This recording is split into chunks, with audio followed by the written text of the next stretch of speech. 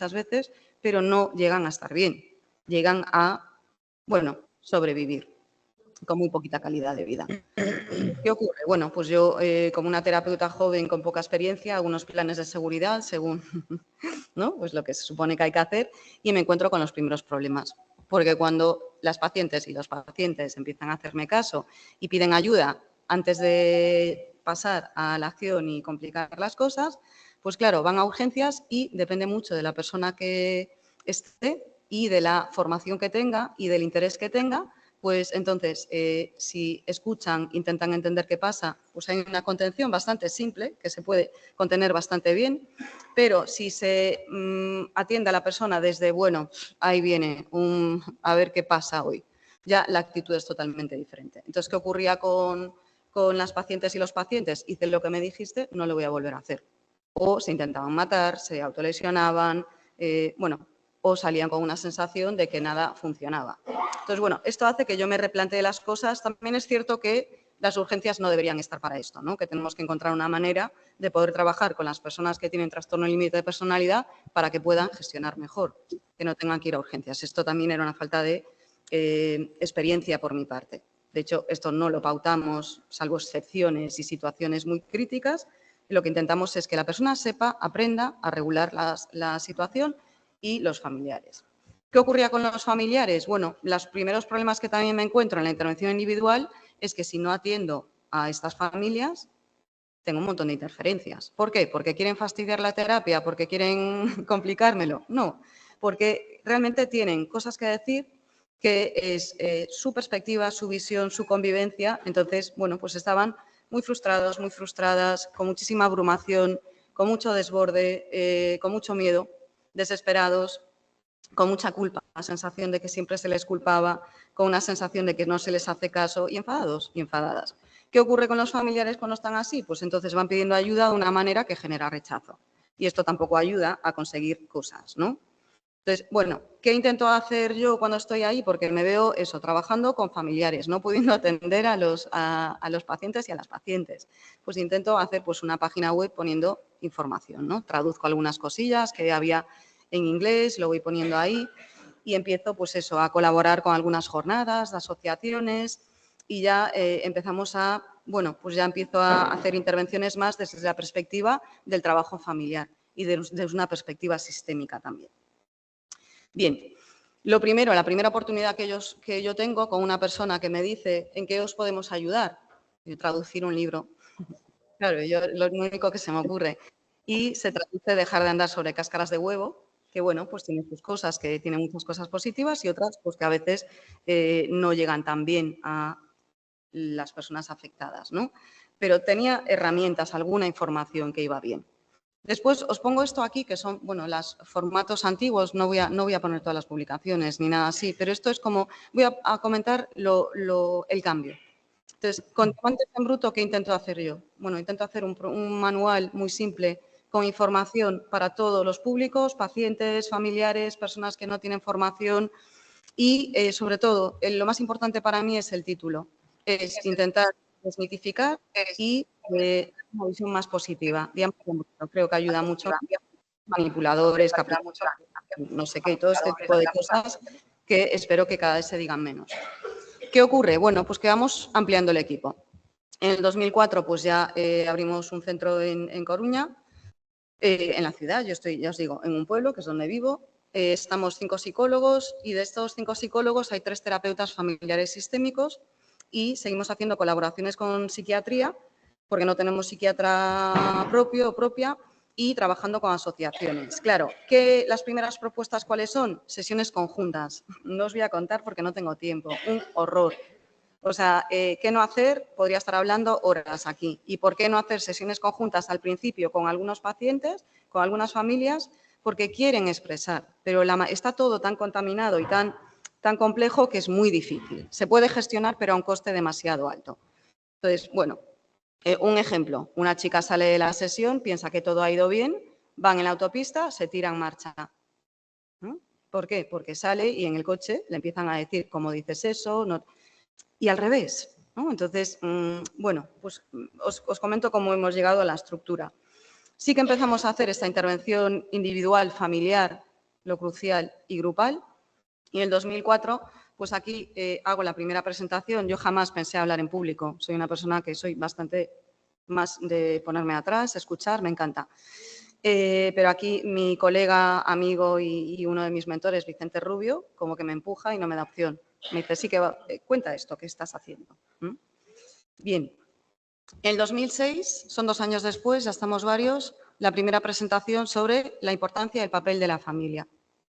¿Por qué? Porque es crucial y porque cuanto más trabajamos con los familiares, más vemos los cambios que se pueden hacer a nivel individual con las personas que padecen trastorno límite de personalidad. Claro, seguimos creciendo, cambiamos de centro, ya somos 7 personas y seguimos colaborando como hacíamos hasta ahora. ¿Qué empezamos a hacer con las asociaciones? Intervenciones multifamiliares. Es decir, empezamos a hacer grupos donde estábamos 3 terapeutas, 3 o 4 terapeutas, dependía un poco del tamaño del grupo, y venían familiares que no conocíamos de nada, con sus dificultades. Muchos y muchas, sus hijos no querían terapia, con lo cual empezamos a intervenir con ellos y ¿cuál fue la sorpresa? Que se generan muchísimos cambios en la persona afectada, solo trabajando en un formato grupal, haciendo frente a situaciones críticas con psicoeducación, con herramientas y demás. Bien, no os cuento mucho más ahí. Bien, aquí ya en el 2008 introducimos una educadora social que nos ayuda, pues eso, en algunas de las visitas en personas que no sabemos muy bien cómo están funcionando en su vida diaria. Entonces, a nivel del papel de psicólogo, esto es un poco complicado por la alianza y, bueno, empiezo a hacer algunas visitas a casa. Claro, y nos encontramos con unas realidades, sobre todo las personas que vivían solas, pues que necesitaban mucha ayuda en el funcionamiento y la gestión de cómo estaba su día a día. Bueno, pues un poquito seguimos por ahí. Empezamos a hacer formación de profesionales, entre el equipo y yo, pues eso, trastornos de personalidad, suicidio, autolesiones, intervención familiar, y empezamos a aceptar, claro, a mí me sorprende un montón porque de repente nos empiezan a llegar peticiones para hacer rotaciones en una consulta privada de PIR y MIR. Bueno, pues mira, está bien, yo creo que esto es interesante, ¿no? Y empezamos ahí. Después ya en el 2012 empezamos a colaborar pues siendo uno de los centros que recibe profesionales que están estudiando psicología para que tengan una primera toma de contacto y bueno, tengan una visión más positiva con el paciente. Claro, esto da muchísimo trabajo, pero al final vas, ¿no?, pues aportando tu granito de arena a este tipo de cosas. En el 2014, ya voy terminando esta parte, ya somos 9 psicólogos, 4 terapeutas familiares sistémicos, una educadora social, ya tenemos una psiquiatra y seguimos colaborando con profesionales de otros sitios. A partir de ahí ya seguimos pues, haciendo más tema de formación específica y ahora somos 35 psicólogos, psicólogas, 10 terapeutas familiares sistémicos, 2 educadoras sociales, una mediadora y un psiquiatra. Bien, esto es muy atípico para un centro privado. Entonces, uno de mis compañeros de Barcelona me decía, tenéis más profesional que nosotros en el hospital.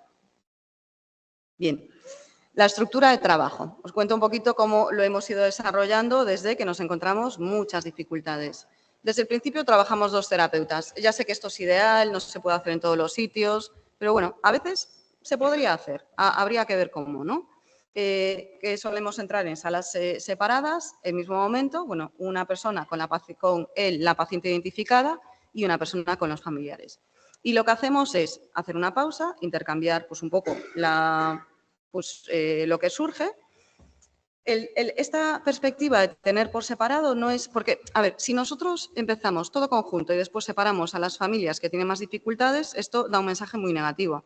Si partimos de una estructura similar, cuando se pueden hacer intervenciones conjuntas, las empezamos a hacer, ¿no? Pero primero vamos a entender bien, porque, claro, hoy no tengo tiempo para contaros situaciones que se han dado en sesiones conjuntas, ¿no? Y lo que había detrás, y el daño que se puede hacer sin saber lo que estás haciendo. ¿No? Entonces, bueno, esta opción que permite tener un espacio, que se expresen con libertad, que podamos también ayudar a comunicar de otra forma, porque la manera de expresar cuando aparece el queme o la desesperación ya cambia mucho, ¿no? Y ahí no hay ese temor a qué va a pasar cuando yo salga de aquí, qué va a pasar cuando lleguemos a casa, qué va a pasar en cuanto nos subamos a el coche, ¿no? ¿Qué intentamos hacer también? Hacer esta pauta y traducir la información. Es decir, Intentamos ayudarles a comunicar, es decir, lo que tú quieres decir, que te preocupa mucho lo que tu hija está haciendo, ¿no? En lugar de, es que es insoportable, nos está amargando la vida. Claro, ya cambia el mensaje. Por poner un ejemplo muy simplista, pero bueno, vamos trabajando un poco en eso y ofreciendo pautas comunes y pidiendo un poco, ¿no? O sea, sería importante intentar colaborar en esto y en esto, ir viendo cómo va.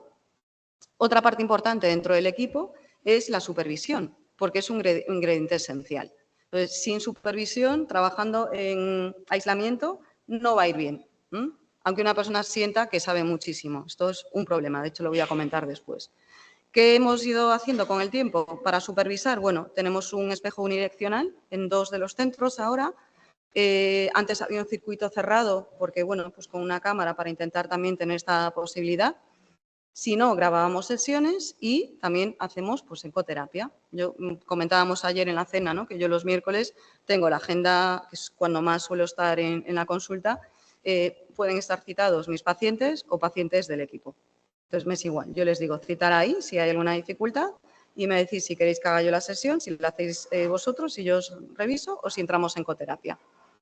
O si la hago yo la sesión. Decirme, a mí me es exactamente igual. Me contáis un poquito dónde estáis atascados y lo podemos ver. Claro, ¿por qué es importante hacer una supervisión cuando se pueda? Bueno, porque esta visión nos ayuda a recordar avances cuando la persona no recuerda, ¿no? Pues a veces el terapeuta o la terapeuta es como, es que no cambia.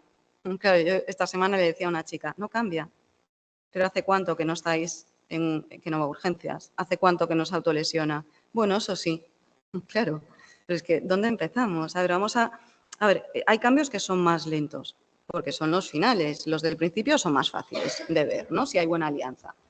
Entonces, claro, intervenimos en puntos de bloqueo en casos más complejos, porque a veces bueno, pues siempre 4 ojos van a ver más que 2 y 6 más aún. ¿Cómo hacemos las intervenciones? Siempre desde señalar aspectos mejorables, no desde, yo sé cómo haces esto. Claro, a mí eso no es supervisión, porque es que lo he visto en muchos sitios, ¿no? ¿Qué acabas de hacer? Eso no se puede hacer. Claro, eso no es un buen modelado. Mira, pues mira, esto yo creo que muy bien, pero esto de aquí, fíjate, yo creo que puede no estar funcionando por esto. ¿Cómo lo ves? ¿No? Coterapia y desde una crítica crítica rata constructiva. ¿Esto qué hace? Que la persona pues, pueda comentar dificultades, se motive para seguir aprendiendo, no empiece a callarse las cosas, se queme y hacer intervenciones contraproducentes, que es lo que ocurre, ¿no?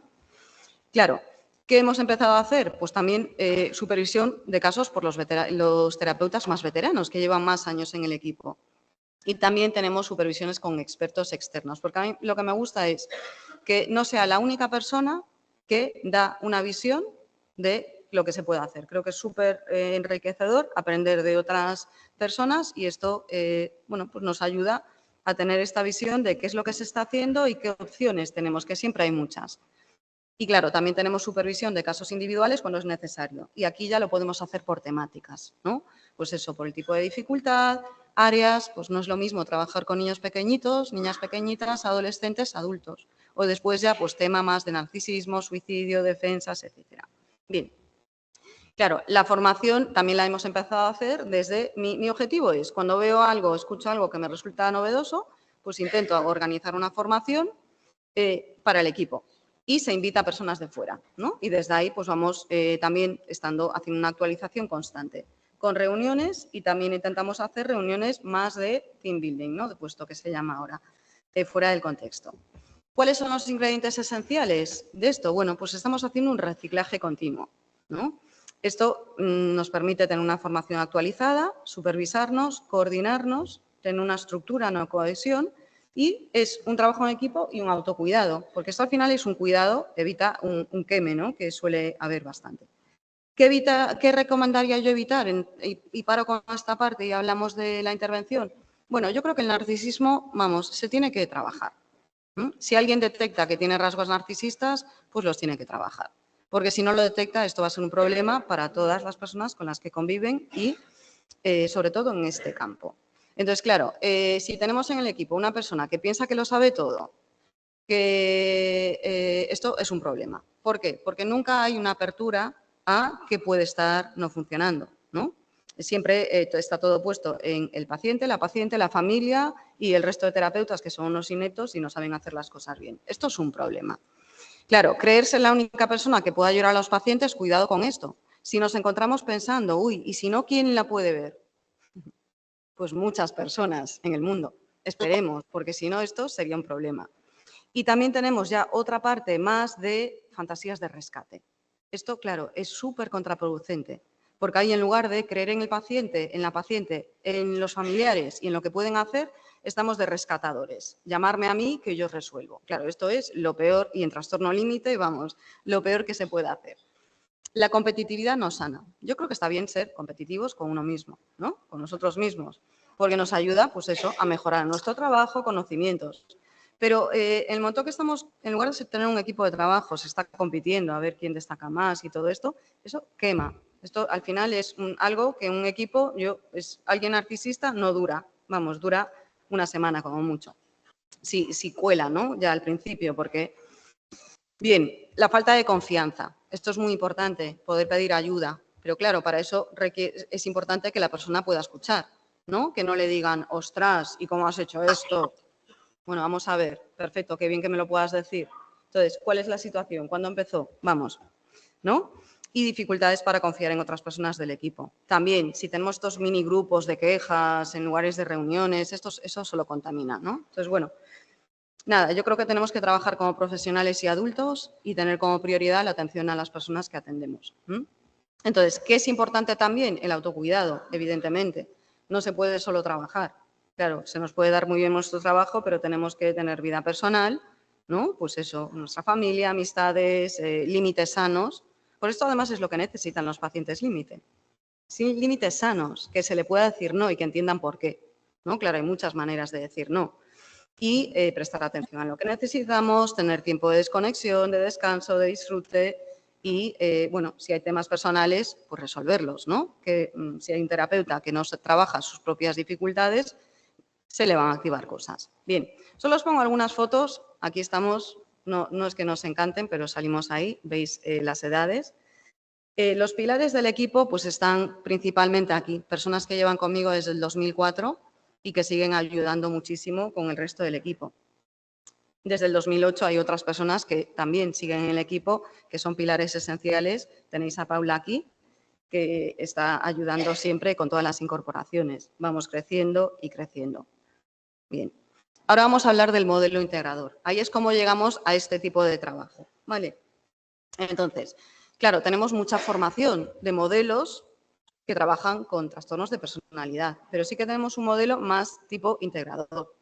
El primer programa psicoeducativo que salía antes de programa de Diamantes en Bruto 2 es un programa de psicoeducación y herramientas para que las personas entiendan mejor, sobre todo los pacientes que les gusta escribir, que les gusta leer y entender. Es como, bien, evidentemente terapia familiar sistémica, súper importante, las intervenciones son muy desde esta perspectiva, herramientas de la DBT, de apego, mentalización, terapia de esquemas, MDR, terapia metacognitiva interpersonal y la teoría de la disociación estructural. No me voy a parar aquí, solo algunos ejemplos pues, de formación de las que, ¿no? Pues que nos ayudan a entender mejor los casos. Claro, y aquí ya vamos a ver un poco las dificultades que sigo habiendo. Los trastornos de personalidad suponen un reto, ¿no? Por muchos motivos. Son pacientes que se presentan con muchísimas defensas, con muchísimas dificultades en la regulación emocional y con problemas severos en las relaciones interpersonales. Pueden conectar. Los pacientes límite, claro, los trastornos de personalidad y ya entraríamos en algunas presentaciones diferentes, pero el TLP conecta bien, vincula bien, puede. ¿Qué pasa? Que después hay muchas interferencias. Claro, hay pacientes que presentan autolesiones, ideación suicida, conductas de riesgo para ellos, ellas y a veces para otras personas. Y esto tampoco, bueno, pues si no entiendes muy bien, a veces es como, bueno, casi que lo paso, lo voy derivando. Y otros tienen escaso control de impulsos y respuestas agresivas, que esto es aprendizaje. No vamos a justificar ni minimizar, pero esto es algo que tenemos que entender bien. Entonces, muchas veces son de las personas más defensivas, más dañadas, que intentan asustar porque tienen miedo, porque no quieren que se acerque nadie a ellos o a ellas para hacerles daño. Bien, entonces, claro, se suelen regular de manera defensiva. Esto es difícil de entender, es muy importante tener una comprensión, porque entonces, claro, ya nos colocamos desde la curiosidad, no desde, ya está montando el numerito, o ya está. No, Claro, nos colocamos con ¿qué acaba de pasar? Vale, ayúdame a entender.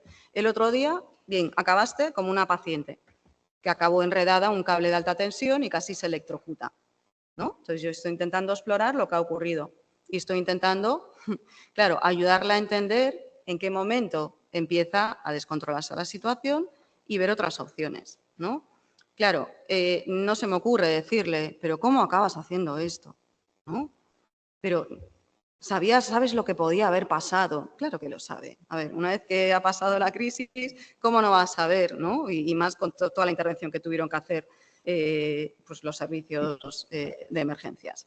Bien, ¿qué es importante tener en cuenta? Y cuidado, no estoy culpabilizando a los familiares. Vamos a comentar un poquito esto. El aprendizaje emocional con frecuencia ha sido deficitario. Pero tenemos diferentes tipos de aprendizaje emocional. La gran mayoría hacen lo que han aprendido a hacer y con muchas capacidades. Claro, comprender las dificultades de las personas con trastornos de personalidad y cómo organizar el plan de trabajo es crucial. No podemos estar apagando fuegos, no podemos estar tratando el síntoma de la semana. Nunca van a mejorar, ¿no? Es que esta semana, mira, ha pasado esto y hablamos toda la sesión de esto. Tenemos que tener un hilo conductor, tenemos que entender dónde está el problema, cómo trabajarlo y sí, a veces hay crisis, entenderlas, pero volver al hilo del trabajo. Entonces, claro, si no tenemos una buena conceptualización para el plan de trabajo, nos vamos a acabar perdiendo.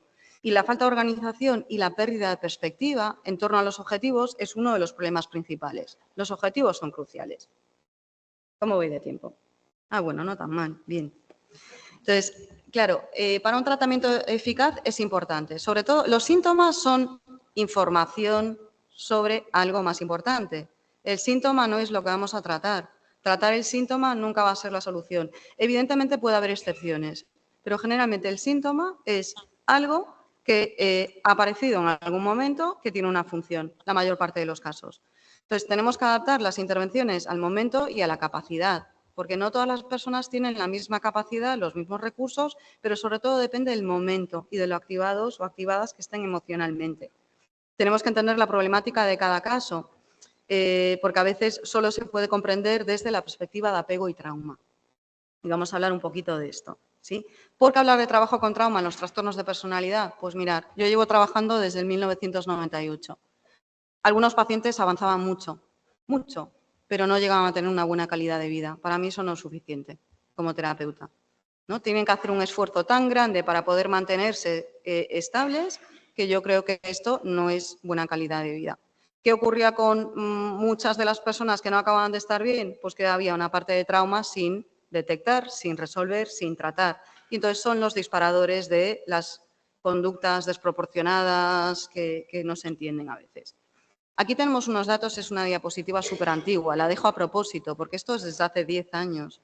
O sea, hay una cantidad de estudios que nos hablan de la frecuencia de trauma en trastornos de personalidad. Claro, acordaros, trauma no solo es palizas, abuso sexual. Tenemos la omisión, ¿no? Hay, pues eso, la negligencia, aunque sea sin darse cuenta, por otro tipo de problemáticas. ¿Vale? Entonces tenéis aquí algunos datos. Y, bueno, pues se habla también de esto, de que el desarrollo de los trastornos de personalidad y los rasgos de personalidad pues están muy relacionadas con las experiencias infantiles traumáticas. Y aquí tenemos diferentes ejemplos. El abandono, claro, nosotros, no sé cómo será aquí, en Galicia tenemos una situación que aún se sigue viendo por las edades, donde muchas familias que se habían tenido que ir a buscarse la vida, a encontrar un trabajo en otros sitios, tenían que dejar a sus hijos, a sus hijas, con otros familiares, con otros cuidadores. ¿Querían hacer eso? No. ¿Tenían que hacer eso? Sí. Y no podían llevar a sus... Por poner un ejemplo, ¿no? Claro, eso tiene unas secuelas. Si los cuidadores que se quedan con esos niños, esas niñas, lo pueden hacer suficientemente bien, bueno, pues también va a haber algún tipo de... No siempre está eso, pero de otra forma. Pero cuando son una carga y no se les quiere atender, claro, hay muchas maneras, ¿no? Pero eso está de fondo y aparece. Por poner un ejemplo donde no hay una mala intención para nada. Claro, después hay otro tema, no solo el maltrato, el abandono en la infancia, pero también el comportamiento inestable o variable de los padres, de los cuidadores o la inconsistencia son pues, factores de riesgo. Entonces, claro, la inconsistencia, claro, si hay una situación familiar de personas enfermas, de pobreza, de dificultades, bueno, pues claro, no puede haber mucha consistencia en cómo se hacen las cosas. Entonces, solo por poner un poquito por ahí, porque claro, para mí el respeto hacia las familias es crucial y tenemos que entender, ¿no?, este tipo de dificultades desde dónde pueden venir. Aquí tenemos unos datos de investigación de una muestra española, ¿no?, en nuestro equipo. Entonces, fijaros que lo que más se repite son cosas que a veces no consideramos que son importantes. No se hablaba de sentimientos abiertamente, me los guardo, después, claro, estallo, no puedo regular algunas emociones. Nadie se daba cuenta cómo me sentía, sentirse inseguros, gritos frecuentes, conmigo no, gritaban ellos. Bueno, apenas había risa y diversión. Recuerdo a mi madre siempre triste, agotada, pero es que, claro, tenía que hacer 3 trabajos para darnos de comer. Claro, pobre, ¿qué iba a hacer?, ¿no?, por ejemplo. En casa ocurrían tantas cosas que intentaba ser invisible. Mis preocupaciones no importaban. Hiciera lo que hiciera, no era suficiente. Y después, claro, también tenemos, pues ya veis que bajan las cifras, progenitores ausentes emocionalmente que están, pero no pueden estar disponibles. Y después ya menos, un porcentaje menor, pues progenitores o cuidadores violentos, ¿no? La falta de refuerzo positivo, desde, bueno, es lo que tienes que hacer. ¿Cuántos ejemplos habéis escuchado de personas que dicen, intentaba sacar las mejores notas, pero incluso cuando lo conseguían me decían, pues tienes que hacer más? Claro, estas personas habían aprendido así, ¿no? Entonces yo me acuerdo cuando llegué un día con 10, todas las notas. Llego a casa, voy corriendo, mira, un 10, pues tienes que sacar un 11, ¿no? Claro, bueno, estamos hablando de una cosita así, ¿no?, que no lo va a entender. Bien, bueno, pues la ridiculización, el hacer partícipe a los niños, las niñas, ¿no?, de los problemas sin darse cuenta y, bueno, ya insultos y demás. Claro, ya nos vamos a otro ítem que es importante, porque el abuso sexual sí que salió con un porcentaje bastante alto, ¿no?, 54%. Y aquí simplemente decir que, claro, en principio era un 36% de personas que han contestado que sí, conociendo a los pacientes, teniendo confirmación de esto, y un 18% respondió que no estaban seguros porque no sabían, ¿no? Cuando exploramos esto, claro, pasó al 54%. Estos no sé si es abuso, es porque yo no dije no, es porque, claro, a veces me excitaba, bueno, las típicas distorsiones de abuso sexual no entro ahí, pero bueno, son datos que vamos a ver en casos de trauma complejo también. Otro dato para señalar y enlazar con alguna de las cosas que son muy importantes entender en el trabajo con pacientes límite, algún tipo de amnesia entre los 5 y 15 años. Claro, no todas las personas, pensamos en nuestra infancia, recordamos cosas, hay muchas cosas que no recordamos. Este tipo de amnesia ya, bueno, apunta a algo un poquito más complejo, ¿no?, algo que no se pudo, pues, gestionar. Y la sobreprotección. Fijaros que en nuestra muestra uno de los problemas principales no era el abuso sexual, el maltrato, la sobreprotección. La sobreprotección está relacionada con yo intento proteger a mis hijos o a mis hijas para que no les pase lo que yo he pasado, pero al final no estás viendo a esa niña, a ese niño. Estás respondiendo desde tus dificultades y estás haciendo una burbuja que cuando sale al mundo real no sabe gestionar. Entonces, la sobreprotección, claro, no es un daño intencionado, pero genera muchos problemas. Entonces, bueno, hablando un poco de la conceptualización, tenemos la información que tenemos que entender y nuestro juicio clínico, nuestra intuición, lo que estamos captando, el lenguaje no verbal, ¿no?, lo que está detrás de lo que la persona cuenta o lo que no nos puede contar, o los cambios de tema. Empiezan a decirnos algo y de repente una de mis pacientes me empieza a decir algo que me quiere decir y dice, uy, espera, me olvidé de otra cosa. ¿Os suena esto? Bueno, aparece la evitación por ahí. Bueno, entonces, también es muy importante la parte relacional. La alianza terapéutica es muy importante y el momento de la intervención. Hay cosas que no se pueden trabajar al principio. Tenemos que entender qué estamos evaluando y también cómo. Solo porque sepamos que una persona tiene una historia de trauma no significa que la podemos interrogar o que le podamos preguntar todos los detalles, porque esas personas a veces salen fatal y acaban haciéndose daño. Y no nos lo van a decir porque son pacientes que están desde la sumisión, que están haciendo lo que creen que tienen que hacer, ¿no? Entonces, claro, tenemos personas complacientes y tenemos personas que se someten. Entonces, van a hacer lo que le digamos. Tenemos que saber leer eso. Claro, son estrategias de afrontamiento muy tempranas y que tenemos que poder leer. Entonces, la conceptualización es muy importante y va a hacer que nos sintamos pues, muchísimo menos confusos. La presentación os la vamos a enviar, si la queréis. Yo solo era por acordarme de mencionar algunas cosas. Entonces, ¿qué ocurre con los trastornos de personalidad, sobre todo el límite? Bueno, pues que tienen una problemática específica, tienen particularidades, tienen problemas relacionales. Es un trastorno relacional para mí, el trastorno del límite, siempre lo digo. Casi todo lo que ocurre y los disparadores son relacionales. ¿Hay disparadores de trauma? Sí, pero casi todo es relacional. Entonces, el cómo nos relacionamos con ellos es súper importante de cara al trabajo. Claro, las defensas son súper eficaces. Entonces, las personas complacientes son las que más me preocupan a mí. Las que solo vienen a terapia cuando se encuentran bien, bombas. Prefiero al paciente defensivo que le caigo mal, que no quiere hablar conmigo, que se cruza de brazos, porque se está protegiendo. Y a partir de ahí solo puede ir a mejor.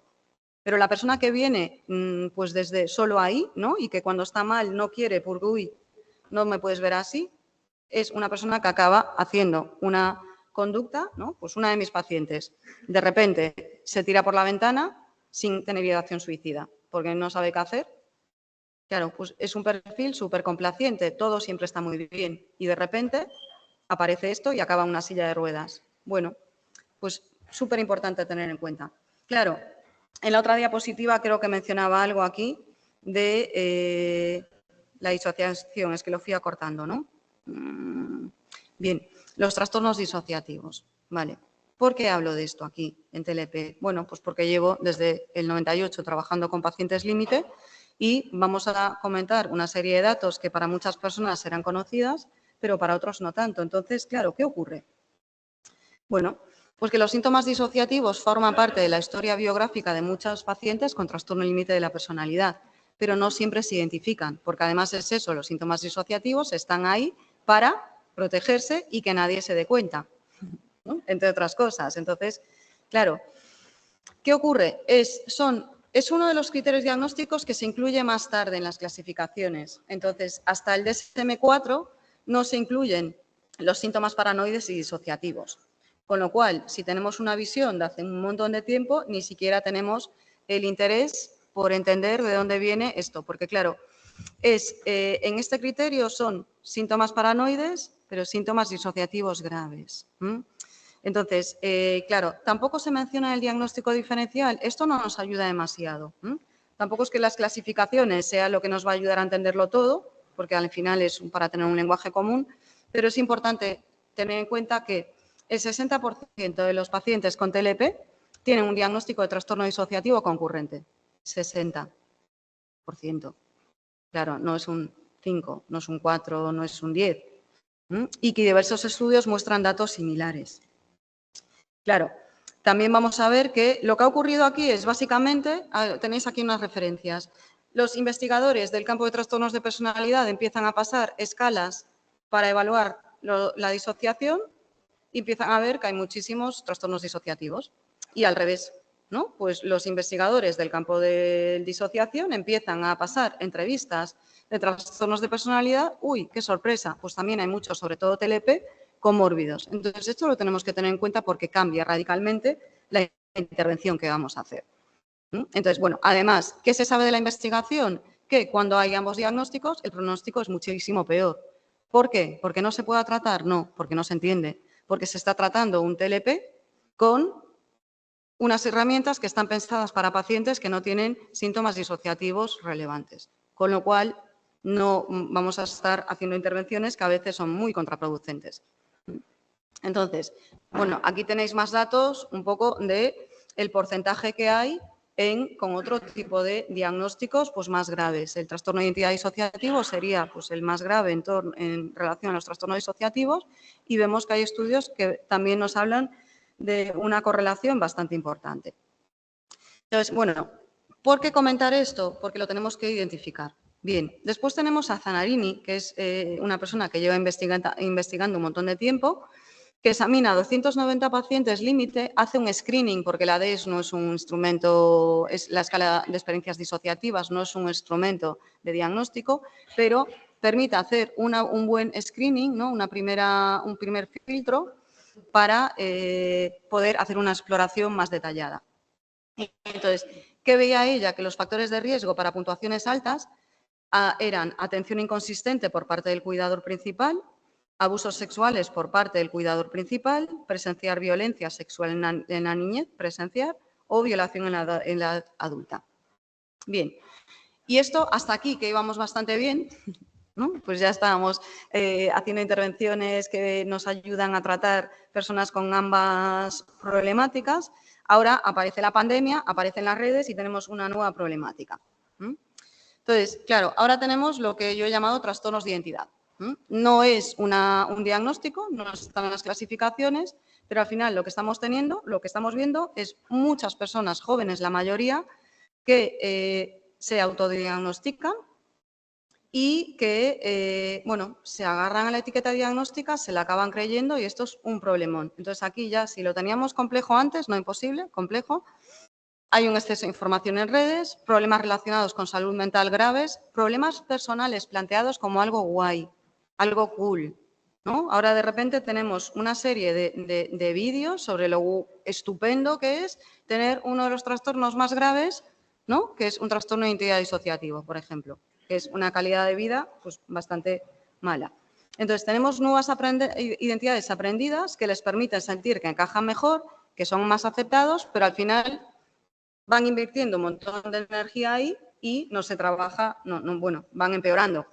La nueva identidad se va construyendo. Cuando la intervención es súper complicada, ahora es que pensar que acabo desarrollando una intervención para este tipo de problemática, claro, no se me hubiese ocurrido jamás. ¿Por qué lo tenemos que hacer? Porque cuando señalamos algo que no encaja, esta persona se va a otro profesional, incorpora dentro de lo que cree este error y entonces va puliendo pues un poco estos síntomas. No es a propósito, ojo, creen que tienen el problema, ¿no? Entonces, es una nueva forma de autoengaño que les ayuda a encajar aparentemente, van perdiendo años y después, claro, llega el problema de golpe. El gasto de energía que requieren pues los nuevos papeles, los nuevos personajes, no les permiten sentirse bien. Y después tenemos familiares que en un intento de ayudar, pues se relacionan con estos personajes, no con la persona. Entonces, bueno, ya se complica. ¿Os suena? Soy TOID, tengo trastorno múltiple de personalidad, soy autista, tengo TEA, soy TDAH, soy trans. Claro, a ver, con todo el respeto a las dificultades mencionadas aquí. El problema es el autodiagnóstico y una persona que tiene una identidad confusa que se está aferrando a problemas graves y que lo está viendo como algo estupendo y genial que me hace diferente y mejor que los demás. Entonces, yo creo que esto es un trastorno de identidad que está muy asociado a los pacientes con trastornos de personalidad más confusos o a personas que están aún ahí y que es importante tenerlo en cuenta, porque lo vamos a ver muy de la mano también. A nivel de plan de trabajo, bueno, ¿qué necesitamos entender cuando vemos a una persona nueva? A grandes rasgos, porque ya sé que hay muchas cosas que no voy a poder explicar hoy, pero a grandes rasgos. ¿Cómo se han desarrollado los síntomas? ¿Cuándo empiezan? ¿Qué estaba pasando? ¿Cuál es la función que pueden tener?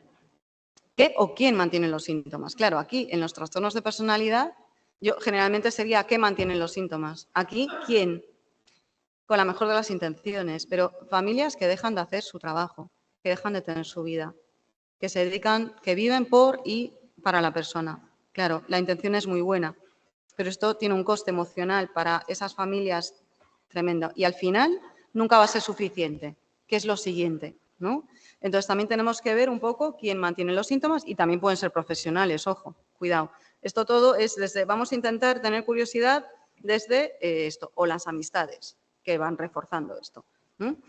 ¿Qué activa los síntomas o las conductas? Problema, ¿no? Es síntoma, me corté, hice tal. ¿Qué estaba pasando? ¿Qué ocurrió antes? Vamos a intentar entender. Porque esto es lo que tenemos que trabajar. Y esas son las herramientas que necesitan. Al final el síntoma es la solución, ¿no? Y también queremos entender el ambiente emocional en el que crece la persona. Porque a veces es eso, desde la sobreprotección, desde la inversión de roles sin darse cuenta, por problemas de enfermedades y cosas así. Y también queremos saber qué personas han tenido más influencia en la visión de la persona, positiva y negativa, porque ahí vamos a ver las excepciones y esas figuras que suponen una gran diferencia en torno al trabajo que podemos hacer. Claro, una vez comentado eso, tengo que hablar de esta definición que yo creo que es brillante, de Spiegel, que habla de actos de omisión y actos de comisión. Es decir, no solo es lo que se hace, ¿no? O sea, los actos de comisión es lo que no debería haber ocurrido, abuso físico, sexual, violencia, etcétera, etcétera. Los actos de omisión es lo que tendría que haber estado, lo que tendría que haber ocurrido y estado disponible y no lo estuvo por diferentes motivos. No, no es para culpar, es para entender y para desarrollar lo que no se ha desarrollado, ¿no? Esto es un poco lo que explicamos. Bueno, claro, es muy importante tener en cuenta que cuando una persona es pequeñita, la visión del mundo y la percepción de peligro no tiene que ser con cosas muy graves. Entonces, muchas veces las amenazas están percibidas, están relacionadas con la falta de disponibilidad o la falta de resonancia, que a veces tiene que ver con otras dificultades que tenemos que entender. Entonces, bueno, pues aquí hay autores que hablan de como traumas ocultos que no se detectan, que no se exploran. O no tanto no se detectan o no se exploran, sino que la persona no es consciente de esto porque no lo ha vivido, no está identificado. Y además, desde la protección, desde la sobreprotección es muy difícil pensar en problemas, ¿no? Porque hay mucho agradecimiento ahí. Bueno, entonces, el plan de trabajo. ¿Qué queremos hacer? Yo creo que es muy importante explorar y entender. Yo siempre les digo a las personas con las que trabajo y a los terapeutas, mira, perdona que sea tan pesada, pero es que quiero entender. Yo creo que si yo no entiendo no te puedo ayudar. Cuando yo entiendo te puedo ayudar a entender a ti, ¿sabes? Si yo cuando te pregunto algo me estás diciendo es que no lo sé siempre, todo el tiempo, cualquier cosa, yo entiendo que tú lo vivas así, pero estoy convencida que no es siempre cualquier cosa, ¿no? O sea, vamos a intentar entender. Y yo creo que lo que ha ocurrido contigo es que llega un momento que ya no piensas en lo que se está activando. Entonces, si lo entendemos, lo podemos trabajar mejor. Si tú tienes la sensación de que es cualquier cosa y todo el tiempo, desde ahí poco podemos hacer. Normal que no tengas expectativa de cambio. ¿Qué tenemos que hacer? Fijar objetivos realistas, corto, medio, largo plazo, individual, familiar, laboral, académico. ¿Por qué? Porque esto nos recoloca. Y cuando tenemos la sensación de que la persona está atascada, vamos a los objetivos iniciales y decimos, uy, esto está, ¿no? Y recordamos lo que va bien. O cuando no se está consiguiendo nada. Después tenemos que ver los obstáculos, las dificultades, las defensas, los muros protectores que puede haber en algunos casos, sobre todo cuando hay más síntomas disociativos, sobre todo ahí, ¿no? Y vamos a ir trabajando con psicoeducación porque hay muchas distorsiones hacia ellos, hacia los demás, hacia cómo ven el mundo. Entonces, esto va a ser muy importante. Y si trabajamos con enfoques para tratar trauma, como MDR, la psicoeducación es información adaptativa, ¿no? Entonces, estamos pues, construyendo esa información adaptativa, reforzando redes. Después, ya claro, sería detectar esos recuerdos que se están activando con los que vamos a tener que hacer esta intervención específica para que se dejen de activar. Ya sé que son muchas cosas, pero bueno. ¿Qué falta por desarrollar a nivel del trabajo? ¿Qué falta por desarrollar normalmente en las personas con trastorno límite de personalidad? Bueno, pues la tolerancia al malestar y al afecto negativo. Es muy curioso esto, porque por una parte tienen mucha más tolerancia a la intensidad, ¿no? Porque sienten de una manera muy intensa, pero claro, se regulan de maneras súper destructivas. Entonces, el momento que aparece algo negativo, pues lo resuelven con algo más negativo, ¿no? Entonces, esto no ayuda demasiado. En algunos casos, no todos, la tolerancia al afecto positivo. Hay personas que cuando se sienten bien se desbordan. Esto a veces tiene que ver con la historia. Entonces, si no se pueden sentir bien, pues es parte de lo primero que tenemos que hacer, porque en terapia vamos a ir enfocados a que se encuentren mejor. Si cuando se encuentran mejor se asustan, dejan de venir. La tolerancia a la frustración y a los imprevistos, ¿no? Pues eso, pero desde una manera compasiva, desde que puedan entender por qué gestionan tan mal las crisis, ¿no? Y que cuanto más dependen de otros, menos resolutivos son. Entonces, la capacidad de resolver problemas, la capacidad de pedir ayuda y aceptarla. Pero claro, pedir ayuda para el trastorno límite es cuando ya, ¿no? Ya están totalmente fuera de su ventana de tolerancia. Entonces, ¿cómo piden ayuda? Pues de maneras que asustan a los demás, de maneras pues, que no son las ideales. Entonces, es ayudarles a que puedan pedir esa ayuda a tiempo y también aceptarla. Porque a veces, como les cuesta pedir ayuda, cuando la piden, se sienten mal, se sienten una carga, se sienten malos y entonces se autolesionan. Entonces, piden ayuda, pero empeora el problema. Entonces, todo esto es muy importante entenderlo. La identificación o aceptación de algunas emociones, porque claro, hay pacientes que están instalados en la rabia, las personas defensivas. El enfado, ¿no? Es como, además, bueno, yo aquí me quedo, ya está, me protejo bien, estoy enfadado y así nadie se acerca a mí. Claro, pero después la vulnerabilidad, insoportable, ¿no? La tristeza. Entonces, claro, tenemos que entender eso. Yo siempre les pregunto, vamos a hablar un poco de las emociones que gestionas bien, las que entiendes y puedes llevar bien, y las que te cuesta más, ¿no? Una de mis pacientes me decía, la tristeza. No. Claro, ¿qué pasaba con ella? Bueno, pues que cuando se ponía triste se enfadaban. Bueno, que no va a ser siempre así de directo, pero es importante entender. Y hay otras personas que no saben identificarlas, con lo cual ya vamos a tener que hacer un trabajo más básico de ayudarles a distinguir todo eso que sienten. Y después, claro, habilidades sociales, comunicación directa y asertiva. Claro, dentro de la psicoterapia a veces no pensamos en esto, pero a veces tenemos que trabajar con herramientas básicas, ¿no? Ya sé, sí, que le dije lo que me has dicho. Ah, qué bien. ¿Cómo se lo has dicho? Pues como me dijiste. No, pero bueno, es que a mí me interesa saber cómo se lo has dicho. Nada que ver. Claro, entonces es como, bueno, yo exactamente no era así. La idea era un poco, mira, qué bien que me lo digas porque entonces lo podemos ir puliendo para la siguiente vez. Claro, nada que ver, ¿no? Es que Dolores me dijo, ¿no? No. Primero, no es Dolores me dijo, pero bueno, por poner algún ejemplo. ¿Qué falta por desarrollar? La diferenciación. Son personas que confunden pasado-presente, yo, los demás. Lo que la otra persona piensa y cómo me tengo que ver yo, ¿no? Son personas que muchas veces tienen una idea, ¿no? Se motivan, dicen, uy, voy a hacer esto. Se lo plantean a una amiga. Pues no sé, a mí eso no. No, claro, es que realmente no me gusta mucho. ¿Os suena esto? Claro, son personas súper vulnerables ahí, en ese sentido. Todo está mezclado. Tenemos que ayudarles a confiar más en su perspectiva, ¿no? No tanto en lo que preguntar al otro, que es lo que suelen hacer. La mentalización, evidentemente, hay enfoques para esto. El pensamiento reflexivo, que es crucial, ayudarles a pensar, ¿no? Porque es como todo muy reactivo. Entonces, desde ahí no hay cambio posible. Es reacción, punto. ¿Pero qué pasó? Nada. ¿Y qué pasa con el paciente límite? ¿Con qué se queda? Con la respuesta de la otra persona. Claro, es que mi amiga me dejó de hablar.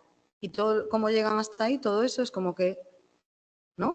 Se obvia. Y es una parte del trabajo al principio que vamos a tener que hacer para que entiendan su parte en las interacciones.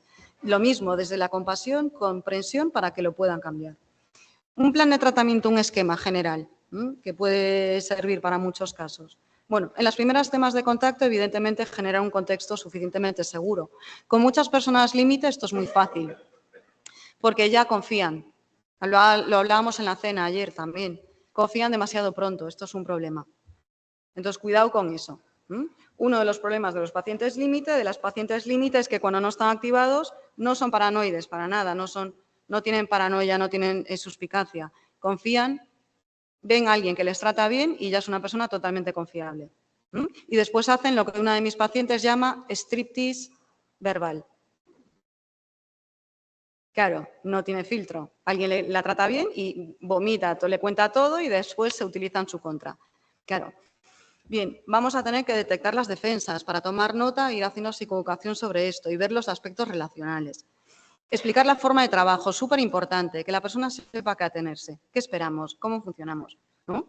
Yo hace poquito vi a una paciente y ella venía como de muchas intervenciones de muchos terapeutas y entonces venía así como con una visión un poco idealizada, ¿no? De cómo iba a ser yo. Entonces, claro, tenía muchas ganas de verme hace tiempo, entonces decía, yo sé que, claro, tú sí que me vas a ayudar. Minuto 3 de la entrevista. Y yo, bueno, yo lo voy a intentar. Claro, vamos a ver. No, es que además yo ya sé que por lo que he leído, que para ti es muy importante lo que piensa la persona. Entonces yo sé que tú vas a estar disponible, porque claro, al final las otras personas nunca estaban disponibles. Y yo, ¿disponible cómo? A ver, vamos a hablar de esto, que parece importante. Claro, yo cuando me encuentro mal, pues no podía recurrir a mis terapeutas. Y bueno, esto lo vamos a tener que hablar, porque, ¿no? Y ya vamos sentando la estructura de trabajo. Porque, claro, flaco favor le hacemos a las personas con trastorno límite, disponibilidad 24 horas, porque nunca aprenden a gestionar las cosas. Entonces, ¿qué tenemos que trabajar? En esos planes de seguridad al principio y en las herramientas. Y que entiendan esto, que no es un castigo, que no es por falta de interés, etcétera. Bien, pero eso, bueno, lo podríamos hablar con más detalle, pero tengo que ceñirme un poco a esto. Lo que os decía antes de fijar objetivos a corto, medio y largo plazo y Cuando hacemos una recogida de historias, si una persona está bien, ¿no? Pues va cambiando. Vamos a ver, ¿no? Un ejemplo muy típico en una paciente límite, por ejemplo, que me viene a la cabeza. Ella viene después de un intento de suicidio muy grave, donde, bueno, pues está viva de milagro y viene con ideación suicida. Viene con ganas de empezar, de probar pues, un nuevo sitio, pero muy bajita, con la sensación de que ni siquiera sabe matarse bien, cuando lo había planificado súper bien. O sea, ya os digo, de casualidad está viva. Entonces, claro, cuando yo empiezo a hablar con ella me va hablando de su historia. Es una paciente que puede hablarme de las cosas difíciles y de las cosas positivas. Entonces, dentro de lo que vamos viendo, yo veo que ella, ¿no? Pues puede gestionar, está llevando bien la entrevista y puede hacer esta historia muy completa. Hay personas que no, que vomitan la historia, casi como que, ¿no? Uno de mis pacientes, ¿por dónde empiezo? Pues donde te sea más cómodo.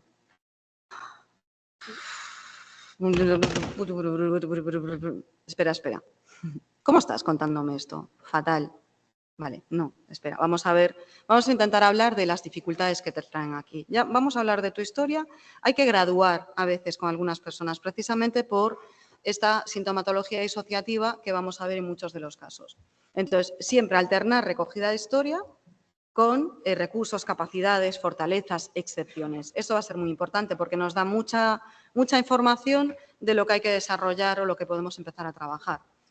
Después, pues hablaríamos de una fase de contención y estabilización, ¿no? Pues de preparación, donde, pues eso, trabajamos con psicoeducación, les ayudamos a entender las dificultades que pueden tener, con qué están relacionadas, desarrollar recursos, capacidades, resolución de conflictos, como decía antes, trabajo con defensas, pues toma de conciencia de los problemas, ¿no?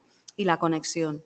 Pero esto al principio, generalmente en el equipo hacemos psicoeducación general, algunas personas, y cuando vemos que pueden, vamos haciendo el enlace, ¿no? Más adelante, conociendo, ¿sabes lo que hablamos de que algunas personas? Sí, vale, creo que en tu caso pasa algo parecido, ¿cómo lo ves? Ya esperamos, no ya desde en la primera sesión, claro, pero eso ya vamos a interpretar. Primero conocer y después podemos hacer muy buenos enlaces que no activen a la persona. El desarrollo de la mentalización, capacidad reflexiva de hacer pensar y trabajo con trauma. Claro, yo hay pacientes que cuando pueden contar su historia, cuando ya tengo información de la derivación, a veces de otra persona del equipo o de otra persona que conozco, otro profesional, empiezo a trabajar con trauma en la sesión 4 y el cambio en los síntomas es radical. Entonces va a depender mucho del caso. ¿Con los trastornos disociativos, comórbidos? No, jamás se puede hacer eso.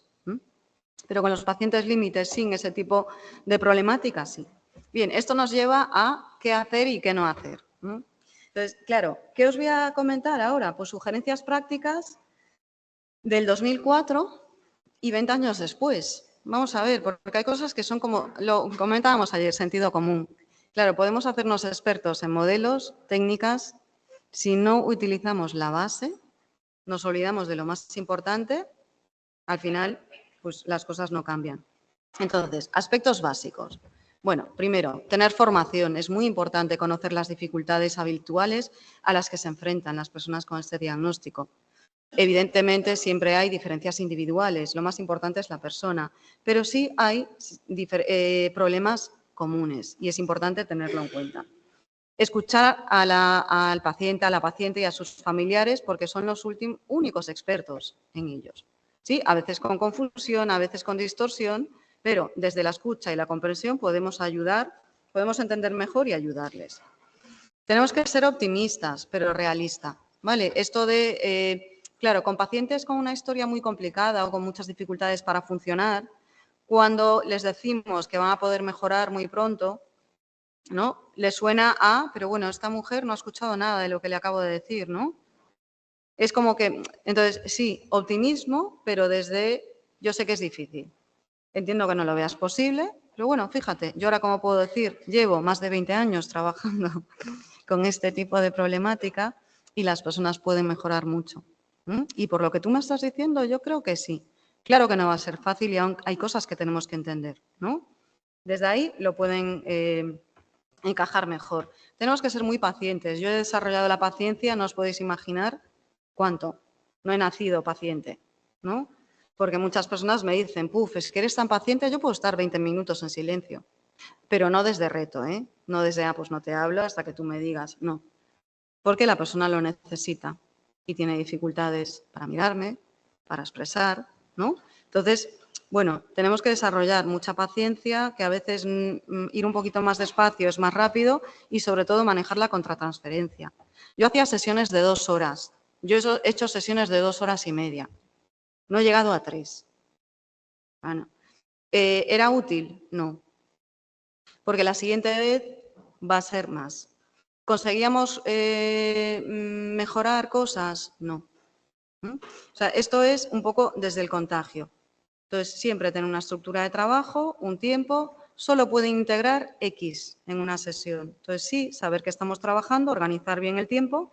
También las llamadas fuera de hora, sobre todo por el tema de la tendencia a recurrir a las demás personas y no darse una oportunidad de gestionarlo, pero desde la confianza, no desde el no puedes llamarme tantas veces, no desde ahí. Claro, es decir, mira, yo veo que me intentas llamar un montón de veces y esto creo que es parte de tu problema, ¿sabes? Lo que ocurre con tus amistades, que me dices, ¿no? Que llega un momento que ya te bloquean por las noches, forma parte del problema, ¿sabes? Entonces, lo vamos viendo para que lo puedan aprender a gestionar. La manera de comunicarse y relacionarse, evidentemente. Y la estructura. Yo, no os podéis imaginar la cantidad de supervisiones que pregunto, ¿y en qué estáis trabajando ahora? Bueno, tienen que pensar. Yo sé lo que estoy trabajando en todo momento con la persona. Los objetivos terapéuticos, es que ahora no hay. Claro, pues desde ahí lo tenemos complicado, porque entonces no hay estructura, no hay... ¿no? Y la supervisión. Yo insisto mucho con esto, aunque sea, las supervisiones del principio eran intercambios de opiniones entre dos colegas. Es que se puede hacer de muchas cosas, no tiene que ser tan estructurado como os he contado yo. Ahora, recomendable, lo que decía antes, siempre estructura, que sepa a qué atenerse. ¿Cómo funcionamos? Yo a esta paciente que os decía el otro día le digo, mira, bueno, yo estoy en sesión, yo ahora contigo vas a ver que no suena el teléfono y que nadie me llama a la puerta. Tiene que ocurrir algo gravísimo para que pase algo así. No va a ocurrir porque estoy hablando contigo.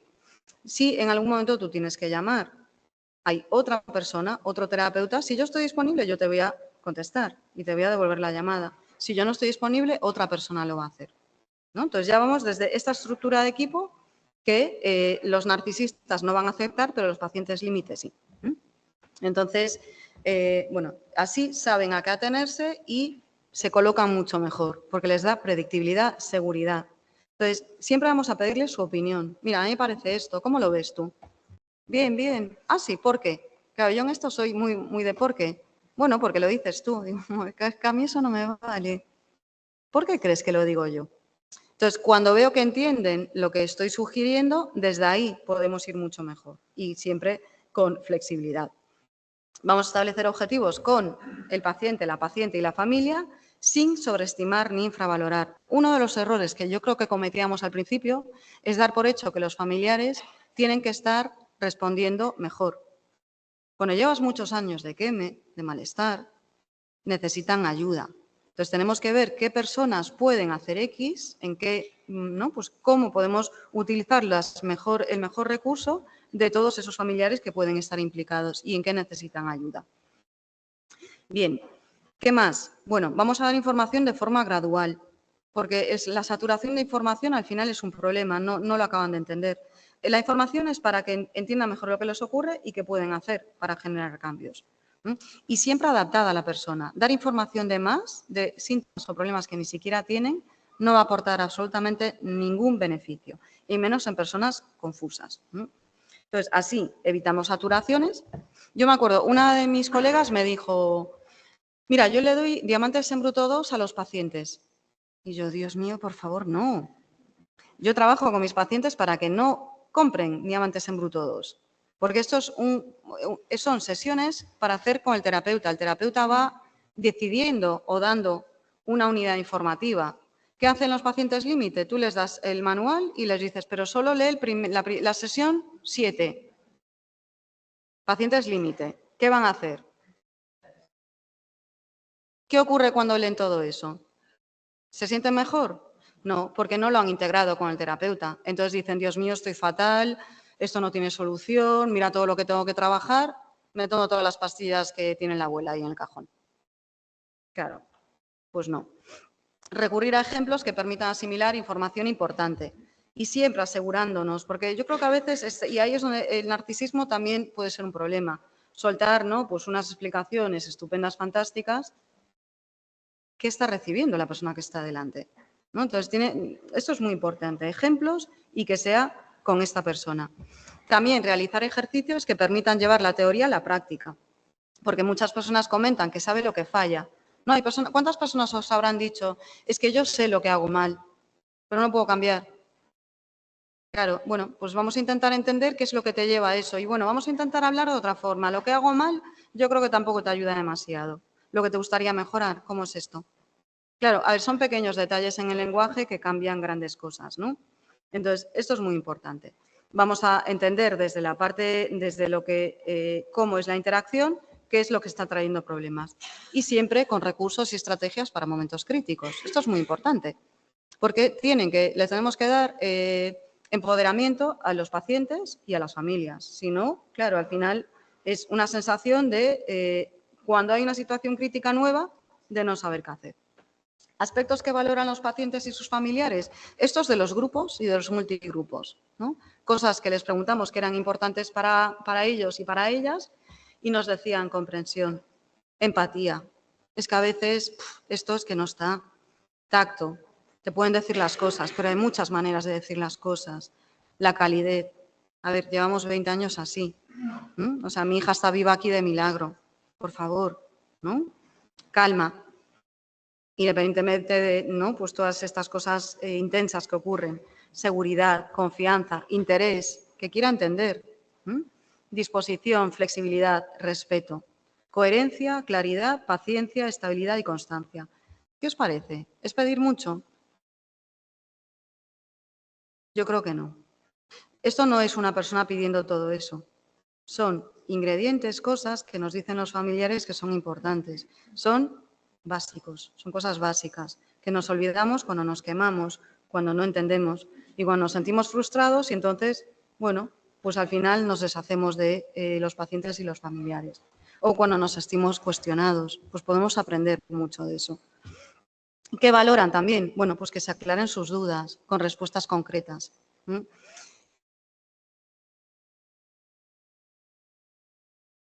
Un intercambio de opiniones, ¿no?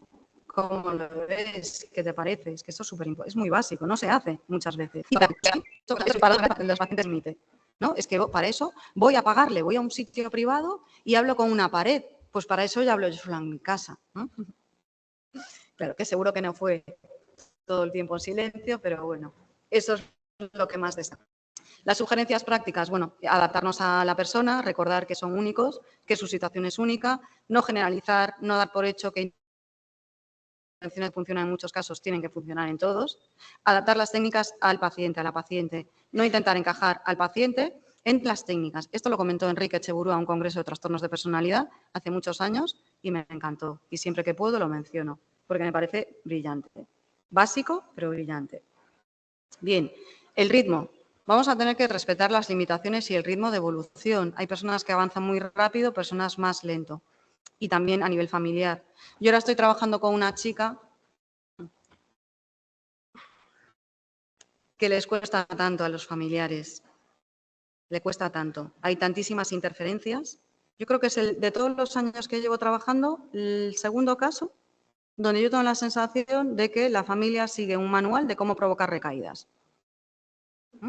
El segundo, nunca, ¿eh? Dos, llevo unos cuantos años. Con la primera persona, me acuerdo que había ahí en uno de los libros de familias, más allá de lo aparente, había un montón de ejemplos y me dice, hay muchos míos, ¿no? Cambiados. Sí.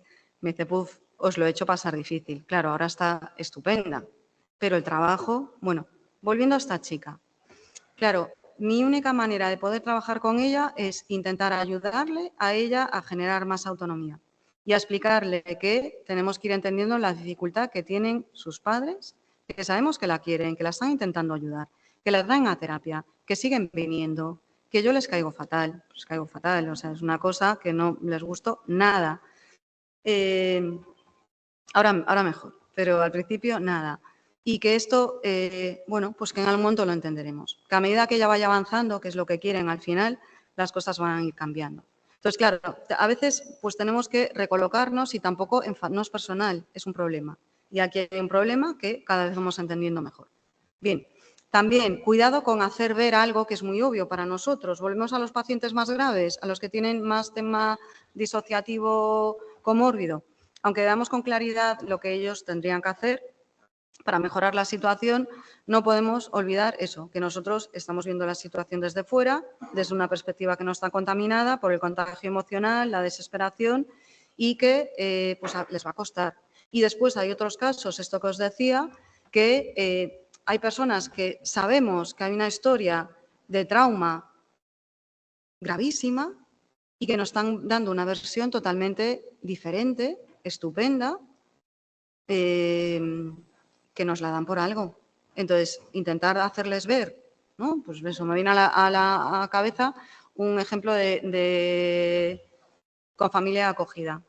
Claro, la madre se pone súper nerviosa cada vez que su hija dice, es que te odio, quiero a mis papás, porque ellos sí que me quieren y que con ellos estaba muy bien.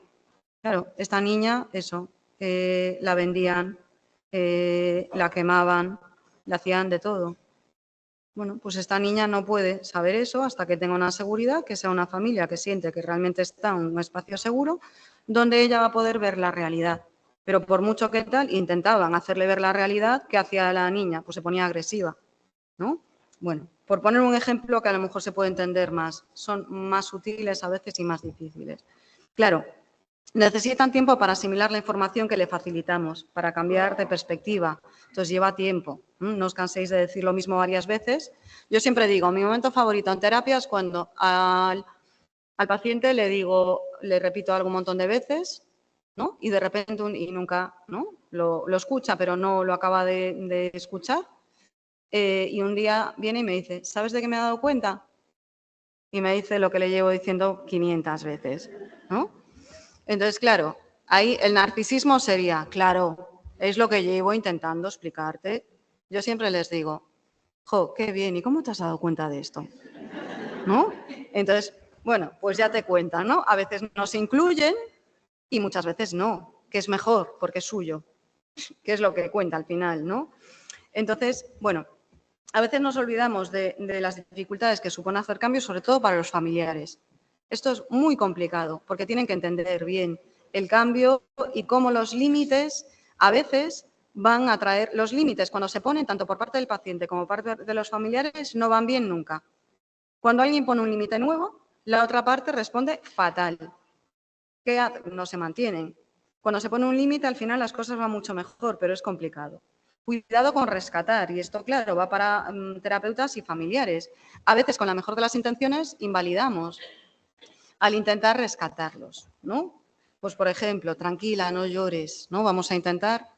Yo nunca intento calmar a un paciente. Yo al paciente, a los pacientes siempre le digo, si tienes que llorar, llora. Si tienes que enfadar, enfádate. ¿Vale? Romper, tirar cosas, no. Vale, te puedes enfadar, no hay que tirar mesas. Eso sí que no. Enfadarte, decirme, hablar de eso, sí. Vale. Claro, porque siempre les digo, este es el espacio para eso, para entender lo que tú estás sintiendo, ¿no? Entonces, no te lo guardes, ¿no? Al revés. Entonces, alguien se pone a llorar y es como el miedo a, esta paciente va a salir, se va a autolesionar. Pues a veces es al revés, ¿no? Entonces, vamos a intentar que vean que realmente pueden expresar y que podemos entenderlo y que se puede gestionar. Entonces, estos comentarios de no puedes permitir que te afecten tanto las cosas, bueno, pues no ayudan mucho. Alternativas. ¿Cómo crees que puedes conseguir que te afecten menos estas situaciones? ¿Qué se te ocurre? Vamos a ver. ¿Qué necesitas para poder gestionar mejor esos momentos? ¿Hay momentos en los que puedes ver esto desde otra perspectiva? Bien. No juzgar. Eso es un no hacer súper importante. Muchas veces se juzga la intensidad con la que se sienten las emociones. ¿Pero fue solo por eso? Claro. A ver, nos puede sorprender, ¿no? Internamente podemos pensar, ¿en serio? Se ha puesto a... Pero no se puede comunicar esto, porque es que no solo por... Eso es el disparador. Lo que hay detrás es más complejo, ¿no? Entonces, ¿realmente crees que estás así de mal por lo que ha ocurrido con tu amigo? No lo entiendo, no. Pues, oye, ¿qué ha pasado? Ayúdame a entender. ¿Cómo fue la situación? ¿Qué es lo que más te ha molestado? ¿Por qué? ¿No? ¿Qué crees que está pasando? ¿Qué lectura hace la persona de lo que está ocurriendo? Eso es lo que les va a ayudar. Entonces, bueno, algunas alternativas. Siento que estés así, me alegra que me lo puedas decir. ¿Cómo te puedo ayudar? ¿Qué te hace pensar que está relacionado con lo que ocurrió con tu amigo? ¿Has pensado en cómo solucionar este problema? ¿Mm? Bien, evitar comparativas. Pues aquí, eso, a mí me pasó lo mismo. Claro, aquí, a ver, ¿cómo se dice esto? Compartir con pacientes, ¿no? Experiencias propias. Bueno, puede haber alguna pequeña excepción donde esto puede ser terapéutico. Excepción, ¿no? Entonces, bueno, a mí me pasó lo mismo, al final lo llevas. ¿Qué es lo que hacen muchas veces los demás? Es como yo cada vez que intento comentar algo, mi padre no para de hablar de todas las cosas que le pasaron. Claro, que también tiene un problema, este señor en concreto, ¿no? Mi madre no, con ella sí que puedo hablar, por ejemplo. Muchas personas pasan por esto y lo superan. Hay una paciente que a veces pongo en cursos que viene y me dice, es que claro, mi madre me dice que lea tus libros, pero yo no sé cómo esos pacientes. ¿Mm? Entonces, claro, ella me dice, mira, lee los libros de Dolores Mosquera, que ahí ella Dolores, y hace burlas, ¿no? Del libro y de lo que yo pongo y tal. Está súper enfadada. Le digo, te enfadó mucho que te comentase eso. Yo ni le, ¿sabes? Ignoro todo lo demás. Te enfadó mucho eso. ¿Por qué te enfadó tanto? Claro, porque no la está escuchando a ella. Entonces, es como si puedes estar bien, los demás, otros pacientes, etcétera. Familiares y profesionales. Bien, la terapia es un trabajo cooperativo. Ya voy a ir terminando. Tenemos que ser cautos, no anticiparnos, no interpretar. Esto es súper importante. Evitar trabajar por el paciente o hacer de más. Yo lo que he visto con más frecuencia en excelentes profesionales es hacer de más. Y es una de las cosas que, si tengo que hacer una corrección, ¿no? Desde el feedback positivo, es ahí. Decir, dale tiempo, déjala a ella, ¿no? O sea, ves a alguien triste y dice, no entiendo por qué me pasa esto. Pues te pasa porque ¿no? La ves mal, quieres que se encuentre mejor. Bueno, vamos a intentar entenderlo juntas. ¿Tú qué crees? Claro, no podemos hacer el trabajo, si no, no aprenden a generar esta capacidad reflexiva, ¿no? No podemos hacer de más. Tiene que ser en cooperación. Cuidado con las fantasías de rescate, activar sistema de cooperación, no de cuidados o apego. Sí, es muy importante, es la cooperación lo que tenemos que estar potenciando, porque les da autonomía, les da sensación de poder hacer cosas diferentes. La curiosidad, ¿no? Escuchar, permitir que el paciente y la familia expongan, claro que sí, ¿no? Es básico, pero es que no se hace. Se interrumpe, a veces por falta de tiempo, porque hay muy poquito tiempo en algunos dispositivos. Entonces, bueno, pues a veces es como intentar que den la queja exacta. Esto es muy difícil, sobre todo en un trastorno así. Yo intento trabajar con mis pacientes para que lleven como un resumen para el psiquiatra o la psiquiatra cuando tienen poquito tiempo, ¿no? Y esto les va ayudando también a concretar más, pero necesitan ayuda porque les cuesta, porque saltan de un tema a otro. Y bueno, explorar e intentar entender juntos. A nivel de feedback, bueno, pues no limitas a escuchar, dar feedback, hacer este intercambio que hablábamos, porque muchas veces ellos y ellas llegan a esta sensación de rechazo hacia ellos mismos. Estos son como ejemplos después de una sesión de terapia, ¿no? Yo fui, le hablé, claro, a veces no interrumpimos porque nos dicen tantas cosas importantes que es como por respeto. A mí me ha pasado esto con una paciente. Una de las pacientes que más me costó que volviese a terapia me cuenta una cantidad de salvajadas de toda su historia que yo por respeto escucho. Claro, llegamos al minuto 45, me está diciendo todo esto, minuto 45 me dice, bueno, ¿me puedo ir ya? Claro, yo ya sabía que había metido la pata. Claro, ¿qué ocurre cuando no hay un espacio, no se contiene, no hay un espacio para también gestionar esto? Pues empiezan a dar vueltas a lo que ocurrió. Seguro que me he explicado fatal, ¿y por qué le dije esto? ¿Por qué le conté lo otro? ¿Qué pensará de mí? ¿Qué va a pensar de mis padres? Le dije esto, tal. Claro, entonces, bueno, pues es muy importante eso, en las primeras tomas de contacto, sobre todo que no sea evitar, ¿no? Pues este tipo de vomitar historia nada más. Y a veces hay rechazo hacia el terapeuta. Vaya terapeuta de mierda, esto me decía una de mis pacientes. No se entera de nada, no se dio cuenta de que estaba fatal, ¿no? Yo contando toda mi vida y al final no me dice nada, me dice, bueno, ya acabó el tiempo. Claro, entonces, evidentemente tenemos que gestionar el tiempo, pero hay que gestionar también la información y la devolución. Y muchas veces también hay rechazo hacia la familia o la pareja. Bueno, la gestión de la contratransferencia es muy importante, tenemos que mantener la calma, no es personal, forma parte del problema. Estamos ahí, nos toca, pero no es personal y es súper útil para tenerlo en cuenta. Oye, esto que acaba de pasar te pasa fuera. Fíjate, yo creo que esto que acaba de ocurrir es parecido a lo que me decías que ocurre, ¿no? Entonces les vamos ayudando a entender. Nos quitamos de ahí, ¿no? No nos sentimos dolidos, es un problema, forma parte de esto. Entonces, a veces personalizamos las reacciones del paciente, de los familiares, y realmente no tiene nada que ver con nosotros, más que con su proceso y lo cansados que pueden estar. Mantener la calma va a ser mucho más útil para ayudarnos a comprender que pues, enfadarnos o saltar a conclusiones precipitadas. Y, bueno, pues a veces tenemos que hacer nuestra propia terapia personal si tenemos muchas interferencias para hacer este tipo de cosas, ¿no? Evitar escaladas. Este punto va unido al anterior. Un terapeuta puede tener dificultades para diferenciar entre una problemática del paciente y tiene un problema conmigo y lo hace para fastidiarme, ¿no? Yo me acuerdo de uno de mis colegas, un psiquiatra con el que me llevo muy, muy bien, además, y que generalmente es un hombre súper tranquilo, que, bueno, pues estaba con una paciente que tenía muy buen vínculo conmigo y que, pues, la paciente no estaba a gusto. Entonces, claro, ya la recibía así, ¿no? Pues ya no estaban ninguno de los dos a gusto. Y entonces, bueno, pues un día la paciente pues tuvo un estallido y cuando hablo con él para entender lo que había pasado, me dice, es una psicópata. Tú haz lo que quieras, Dolores, es una psicópata, ¿sí? Puede ser, eres muy ingenua. No se puede trabajar con ella. La chica está estupenda, vamos, desde hace muchos años. Pero claro, no lo ponía fácil, lo ponía muy complicado a veces, ¿no? Entonces, bueno, al final, nosotros estamos para ayudar a una persona que tiene dificultades y estas dificultades que traen relacionales forman parte del problema. Ya vamos terminando. Evitar el contagio emocional, esto es muy importante. Las personas con este diagnóstico nos pueden convencer de que lo mejor que pueden hacer es morirse. Yo empecé así con algunos de... Empecé a grabar vídeos por esto. Empecé a grabar vídeos con una situación así. Una de mis pacientes que nunca pedía ayuda, nunca llamaba, bueno, con unos intentos de suicidio súper graves, apareció por la clínica y yo me acababa de marchar. Entonces, aparece por la clínica, la conocen mis compañeras y la ven fatal.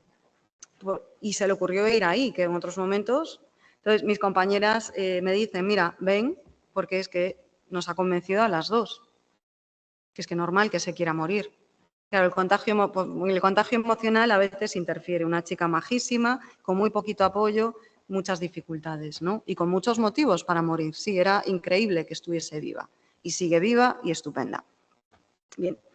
Entonces, nos podemos sentir abrumados, superados, superadas, sentir que no tenemos respuestas, contagiarnos. Pero, claro, esto al final se lo transmitimos. Yo he aprendido, de jovencita, lo que hacía cuando no sabía nada, les decía, mira, pues no sé si lo entiendo muy bien, pero lo voy a intentar entender. A ver, primero ayúdame tú. Me preguntaban algo. Si yo sabía, podía responder. Si no sabía, decía, pues no tengo ni idea. Pero lo voy a consultar, ¿te parece?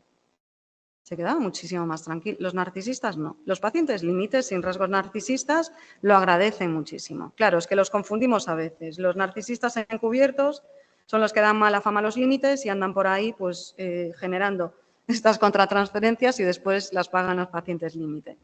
Bueno, eso, no juzgar, la fachada no refleja la realidad y son protecciones frente a veces historias tremendas y prestar atención al lenguaje no verbal, ¿no? Que a veces nos dice algo muy diferente. Y yo creo que ya termino, ¿no? La confianza, el optimismo, el que hablé antes y no perder perspectiva. Oye, te encuentras muy mal. Una de mis pacientes, la semana pasada, venía fatal. Tenemos a 3 chicas en prácticas esta semana.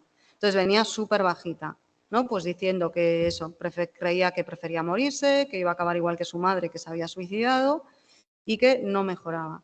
Claro, ¿qué hago yo? Primero intentar entender cómo llega hasta ahí, ¿no? Bueno, ¿qué ha pasado? ¿No? Y después entender cómo se siente, como un caso perdido. ¿Qué le recuerdo? Digo, ¿tú te acuerdas cuando nos conocimos? Sí, hace tiempo. La ambulancia todos los días en tu casa, si no la policía, si no tú en urgencias. Claro, ¿hace cuánto? Bueno, eso sí. Bueno, eso sí. ¿Te acuerdas que pensabas que no podías estudiar y sacaste esto y esto y esto? Bueno, eso también. Bueno, ahora no te encuentras bien. Vale, yo entiendo que no te encuentres bien, pero no te olvides de todo lo que has ido consiguiendo. Bueno, en ese sentido, ¿no? Entonces, les ayudamos a no perder la perspectiva. Nosotros también hay pacientes que evolucionan pronto, otras personas llevan más tiempo. Y en los pacientes más funcionales, los resultados se pueden empezar a ver bastante pronto, con otros lleva más tiempo. Entonces, fijaros en los pequeños avances que son enormes para algunas personas. Y no dar el caso por imposible. Bueno, en definitiva, creer en ellos, estar ahí haciendo lo que depende de nosotros, formación, actualización y supervisión. Muchas gracias.